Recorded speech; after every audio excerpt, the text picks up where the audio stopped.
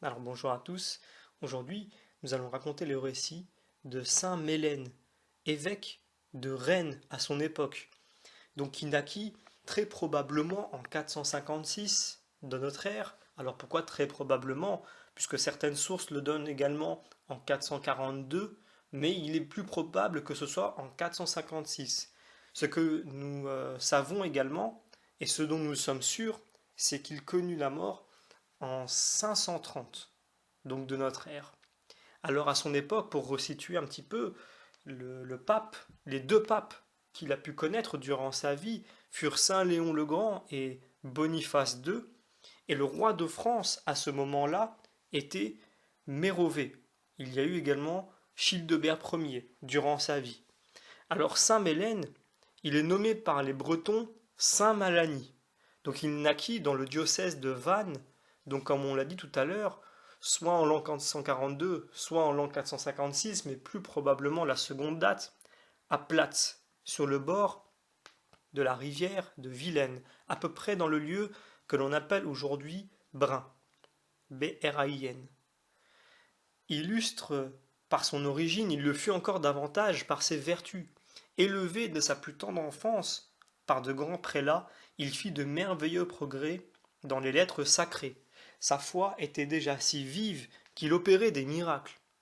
De cette auguste école, il passa dans un monastère où il se perfectionna un peu de temps dans les exercices de la vie la plus austère. Beau dans son corps, plus beau dans son âme encore, il avait tout ce qu'il fallait pour plaire au ciel et à la terre. Dieu découvrit son mérite à saint Amand, évêque de Rennes, et lui fit connaître au lit de la mort qu'il serait son successeur. Le clergé et le peuple de Rennes, ayant appris de la bouche de leur saint évêque quelle était la volonté divine, ne lui eurent pas plutôt rendu les derniers devoirs qu'ils allèrent enlever Mélène, malgré sa résistance, du cloître qu'il ne pensait plus quitter qu'avec la terre. Et malgré ses raisons, ses prières, ses larmes, il fut élu et sacré évêque. Chargé de ce lourd fardeau de l'épiscopat, il crut qu'il ne pourrait le porter sans des secours extraordinaires du ciel. Pour les mériter, il redoubla ses veilles, ses jeûnes, ses macérations et ses prières. Il s'appliqua avec une attention nouvelle à l'étude de l'écriture, à la présence de Dieu, qu'il consultait avant de rien entreprendre. Il visitait fréquemment les églises de son diocèse, prêchant plus par ses exemples encore que par ses paroles, et choisissant, médecin charitable des âmes, des remèdes convenables pour chaque malade. Pendant qu'il se privait du nécessaire, il avait soin que pas un pauvre ne restât dans l'indigence, afin que les prières de ceux qui l'assistaient lui obtinssent miséricorde. Car il avait sans cesse présent devant les yeux le jour du jugement, et cette pensée lui faisait verser d'abondantes larmes. Élevé ainsi presque au-dessus de la condition humaine, il reçut de Dieu le don des miracles. Nous ne dirons pas les aveugles auxquels il a rendu la vue, les boiteux qu'il a redressés, les muets qu'il a fait parler, les personnes languissantes dont il a rétabli les forces, les malades de toutes sortes qu'il a remis en santé, les possédés qu'il a délivrés, ni les morts qu'il a ressuscités. Nous rapporterons seulement une des merveilles extraordinaires de ce dernier genre. Un jour que le saint se trouvait dans le pays de Vannes, un vieillard vénérable, ou par son rang ou par son âge, se présentant devant lui, lui pria de ressusciter son fils qui venait de mourir. Le saint évêque, se tournant vers la foule qui l'entourait et vers ceux qui portaient le cadavre, leur dit Vanneté, à quoi vous servira de voir des prodiges opérés au nom de Jésus-Christ, vous qui depuis si longtemps refusez d'embrasser sa foi? Il leur parlait ainsi parce que cette partie de la Bretagne était encore presque toute païenne. Soyez sûr, homme de Dieu, lui répondirent les assistants, que si vous ressuscitiez ce mort, nous croirons tous au Dieu que vous prêchez. Aussitôt, Mélène se met en prière et pose une croix sur la poitrine du défunt, qui revient soudain à la vie.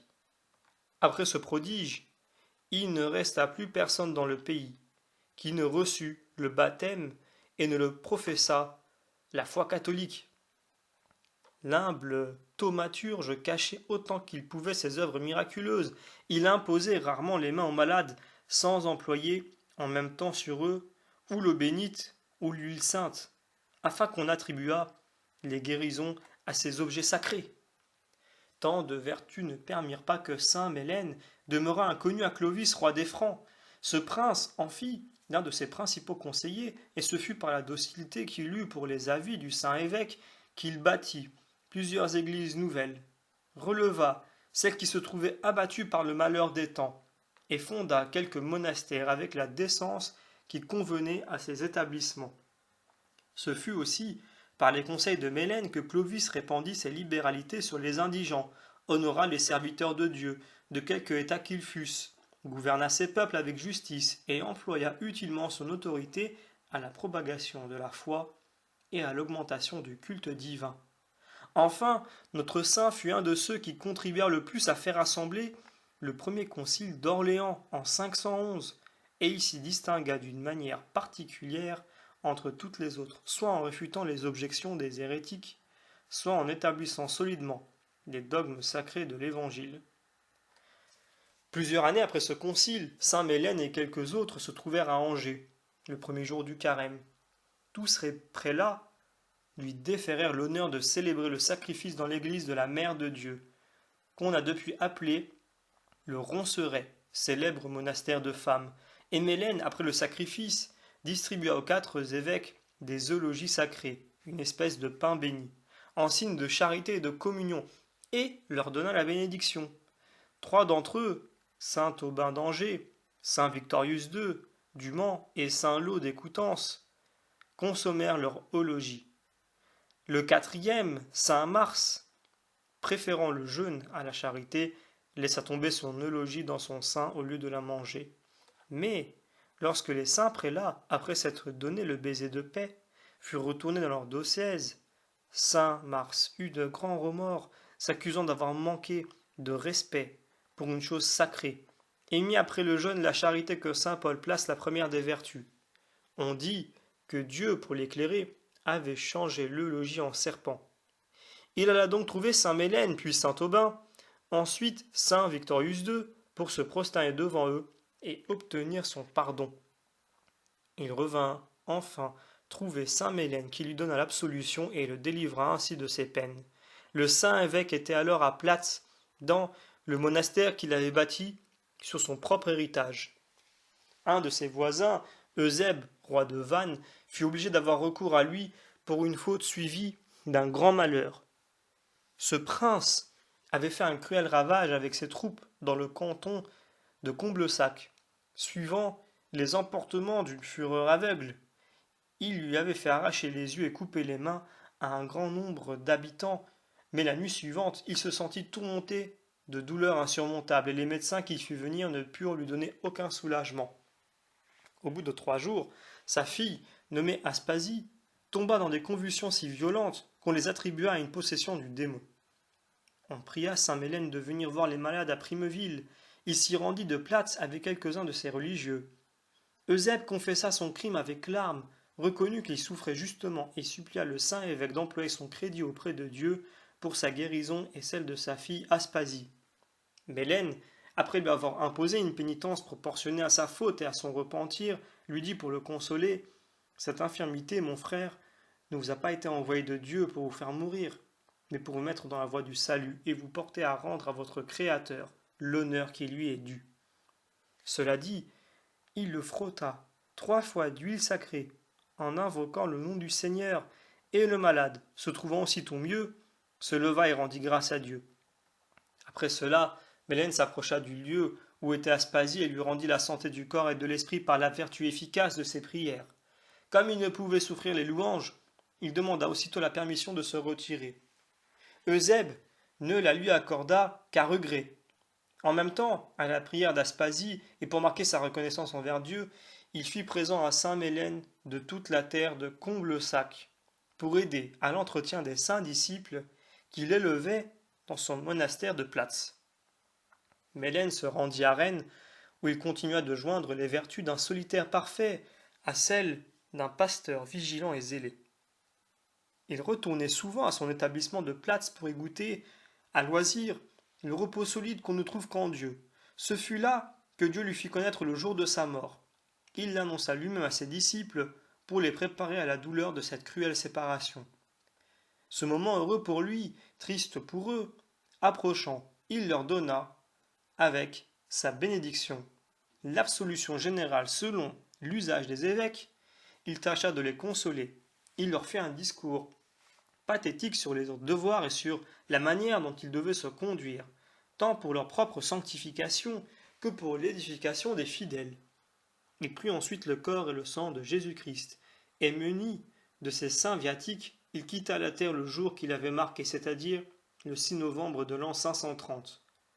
On dit que les 4 évêques dont il a été parlé ci-dessus, saint Aubin, saint Victorius II, saint Laude et saint Mars, se trouvèrent à ses obsèques avec une grande multitude de fidèles. On fit d'abord pour son âme les recommandations ordonnées par l'Église. On passa la nuit suivante à veiller, à prier, et le jour d'après, on célébra la messe dès le grand matin. Ensuite de quoi, l'on mit le corps dans un bateau qui, heureusement, se trouva là auprès, et remontant la Vilaine, les évêques et les religieux conduisirent au chant des litanies la dépouille mortelle du saint prélat jusqu'à Rennes, à 12 lieues, au-delà de Platz. Le peuple suivait en chantant des cantiques d'action de grâce, pour rendre gloire à Dieu du bonheur éternel dont ils étaient persuadés que jouissait déjà leur saint évêque. À l'approche du Saint-Corps, toute la ville de Rennes, peuple et clergé, sortit au devant avec les croix, les cierges et les bannières, en chantant et en louant Dieu de ce qu'il leur avait fait la grâce de les honorer de ce précieux dépôt. Le bruit de ce chant pénétra jusqu'au fond d'une tour qui était au midi de la ville, auprès des murs et qui servait de prison.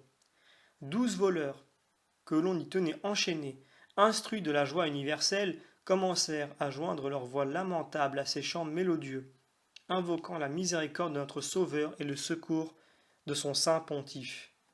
Aussitôt, la tour qui était construite en pierre s'ouvrit depuis le haut jusqu'en bas, et les prisonniers furent déliés et mis en liberté. Une femme de condition, d'auprès de Rennes, qui avait ses terres sur le bord de la Vilaine, obtint une grâce non moins silianée en ce jour de bénédiction. Elle était depuis longtemps aveugle et n'osait espérer sa guérison. À l'approche du corps de saint Mélène, elle sentit naître la confiance. S'étant fait conduire auprès de cette relique sacrée, elle se prosterna par terre pour adresser sa prière à Dieu. Puis, baisant les pieds de ce saint pasteur, elle recouvra la douce lumière que ses yeux avaient perdue depuis tant d'années. Pour en laisser une marque de reconnaissance que les siècles futurs ne pussent effacer, elle fit don aux défunts de la terre qu'elle possédait en héritage au-delà de la Vilaine.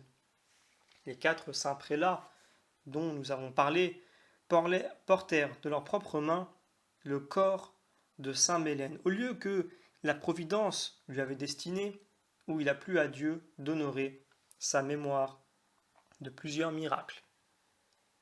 Grégoire de Tours, qui vivait à la fin du siècle suivant, raconte que les chrétiens élevèrent une église d'une hauteur surprenante sur le tombeau de saint Mélène, évêque de Rennes, qui, l'esprit toujours attaché aux choses célestes, avait été un objet d'admiration dans son temps par la multitude de ses miracles.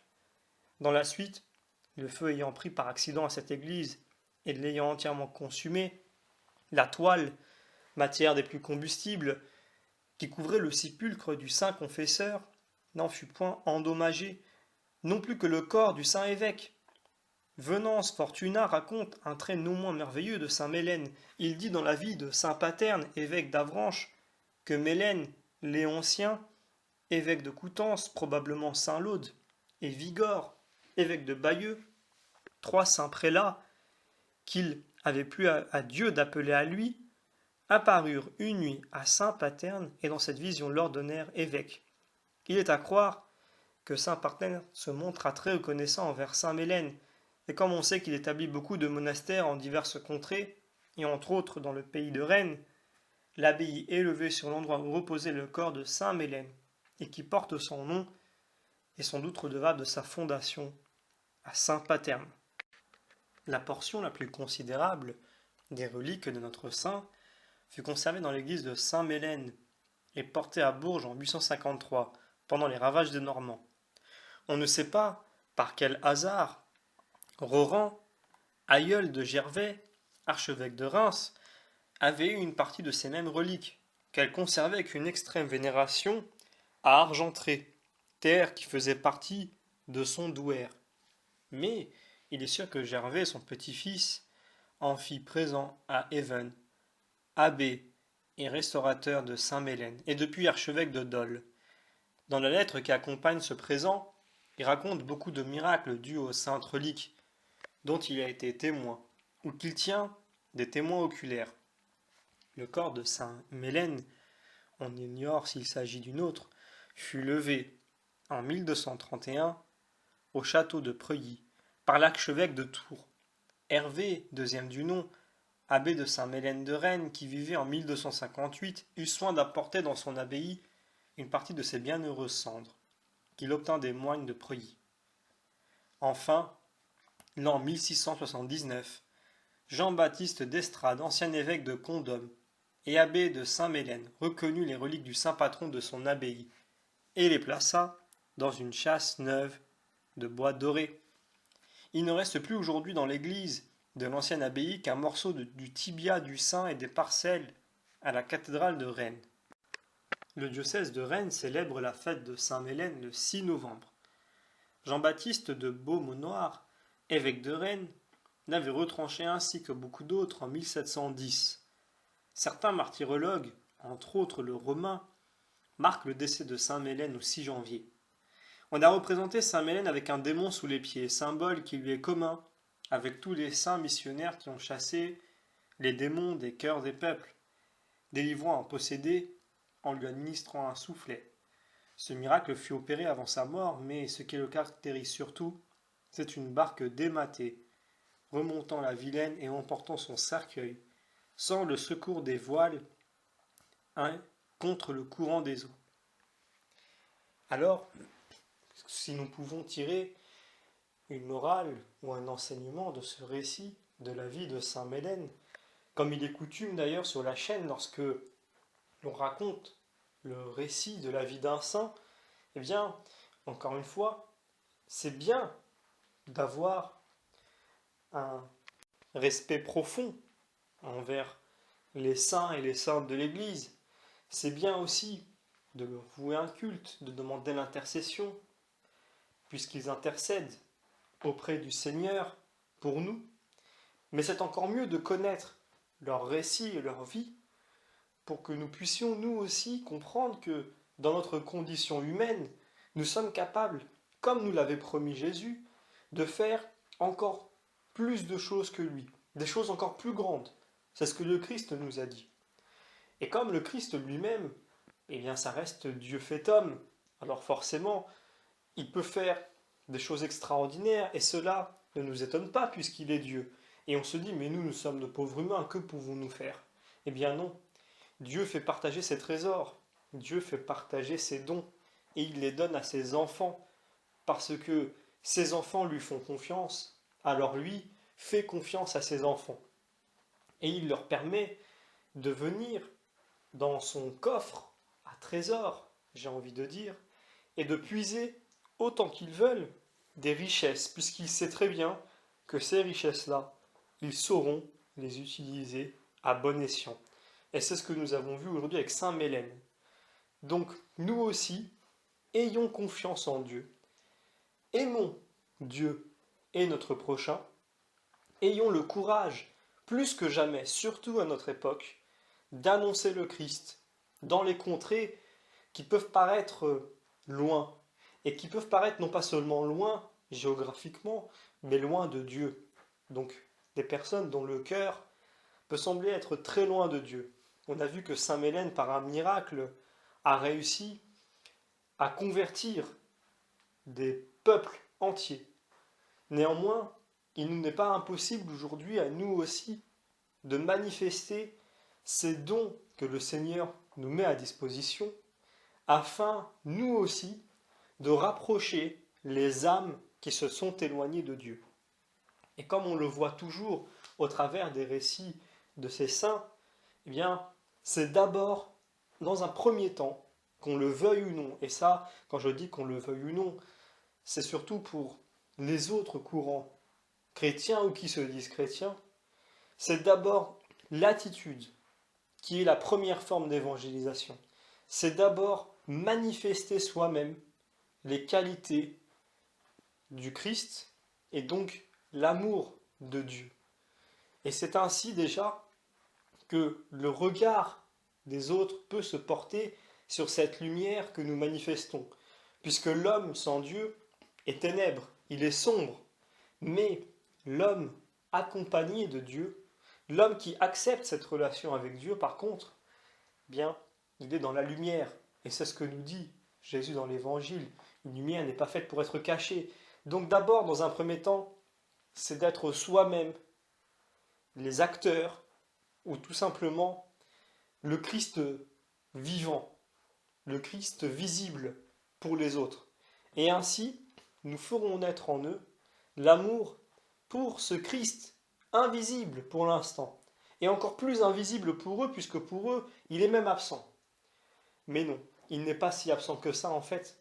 Il ne tient qu'à vous de manifester, comme saint Mélène l'a fait, et comme bien d'autres saints, et nous allons continuer à le voir dans les récits des saints que nous avons déjà sur la chaîne et les prochains qui viendront, que vous pouvez vous aussi, il n'est pas impossible du tout, de manifester les qualités que Dieu nous a commandées. Là je parle de commandement, nous a commandé, même si ce n'est pas seulement un ordre, c'est d'abord quelque chose qui est bon pour notre âme, bon pour nous et donc bon pour notre salut. Il nous a demandé d'aimer notre prochain comme lui-même, donc le Christ, nous a aimés. Et à partir de là, non seulement vous manifesterez des qualités qui vont tout à fait à l'opposé de ce que le monde aujourd'hui essaye de diffuser, essaye de nous apprendre, mais en plus, parce que vous aurez fait confiance à Dieu, eh bien, Dieu vous fera confiance, il vous laissera puiser dans ses richesses et vous ferez des miracles. Ces miracles-là ne serviront pas justement à flatter la vanité de celui qui pourra les opérer, mais à servir à la communauté pour leur salut, pour que leur âme se met à croire à ce Dieu invisible que nous pouvons manifester grâce à lui puisque nous sommes ses instruments, tout simplement. Et c'est pour cela que c'est important aussi, donc je fais exprès de rebondir sur ça, de toujours travailler, le terme est peut-être un peu profane, votre humilité, de toujours rester humble. Parce que c'est dans l'humilité et dans l'amour que nous pouvons faire des choses extraordinaires. C'est ce que saint Mélène nous a montré et c'est ce que saint Mélène a manifesté dans sa vie, cet ancien évêque de Rennes. Voilà. Donc je vais m'arrêter là pour aujourd'hui et tout simplement demandons à saint Mélène, qui est aujourd'hui dans les cieux et qui intercède pour nous, eh bien, la force intérieure, tout simplement la force, ce don de l'Esprit Saint qui nous permet de résister aujourd'hui aux tentations du péché, aux tentations de la société, qui nous empêchent également de tomber dans ce péché, ce piège qui nous est tendu constamment, tous les jours, et de rester fidèle au Christ dans notre foi. Demandons-lui, dans son intercession, lui qui déjà sur terre était entendu de Dieu, alors à combien plus aujourd'hui il le serait et il l'est dans les cieux, eh bien demandons-lui de nous donner cette force, de nous donner aussi cette grâce, de pouvoir manifester le Christ en parole et en acte à tous nos contemporains.